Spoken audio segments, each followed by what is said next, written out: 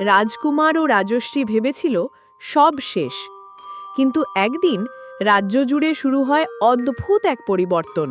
গাছ পাথরে মানুষ মূর্তিতে পরিণত হতে থাকে। রাজসভায় ঢোকে সেই পুরনো জাদুকরি, এখন আরও শক্তিশালী। সে বলে, এই রাজ্য আমার, ভালোবাসার শক্তি আমার কাছে কিছুই না। সবাই হতবাক। রাজশ্রী এগিয়ে এসে বলে, তুমি যতই শক্তিশালী হও, আমাদের বিশ্বাস আরও বড়।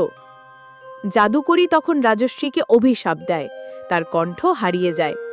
রাজকুমার ছুটে যায় পুরনো জাদুর অরণ্যে, খোঁজে জাদুর বীজ, যা পারবে এই অভিশাপ ভাঙতে।